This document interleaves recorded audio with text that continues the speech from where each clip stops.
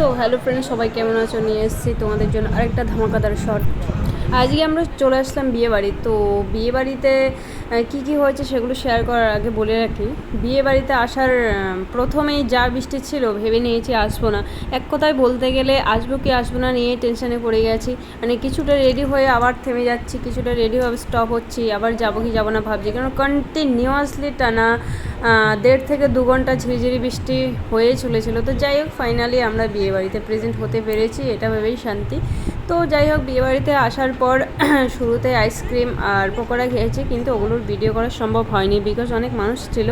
তো আর যাই হোক, দেন আমরা চলে আসলাম মকটেলে। এখানে প্রিয়ালি আর পাশে সন্টি আছে আমার বোন, এরা মকটেল খেতে খুব ভালোবাসে, তো ওদের সাথে আমিও চলে আসলাম।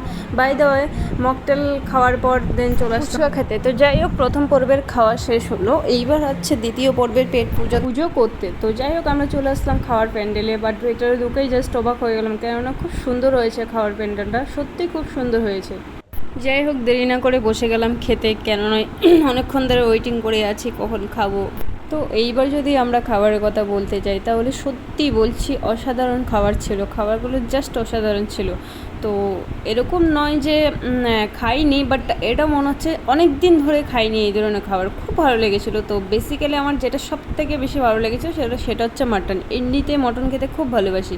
তো যাই হোক, এইদিকে আমাদের প্রথম পর্বের খাওয়া দিয়ে দেওয়া হয়েছে। তো আমি একটা পেঁয়াজ দিয়ে প্রথম বাইট খেয়ে টেস্ট করে দেখছি কেমন হয়েছে। তো আমি টেস্ট করে নিলাম, জাস্ট খুব ভালো লেগেছে, খুব ভালো লেগেছে।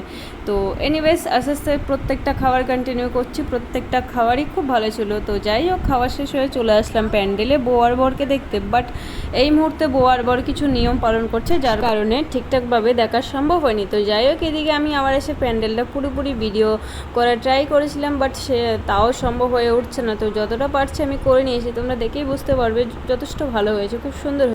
তো যাই হোক বন্ধুরা, আজকের মিনি ব্লগটি এখানে শেষ করছি, দেখা হচ্ছে নেক্সট মিনি ব্লগে। সবাই ভালো থেকো, টাটা।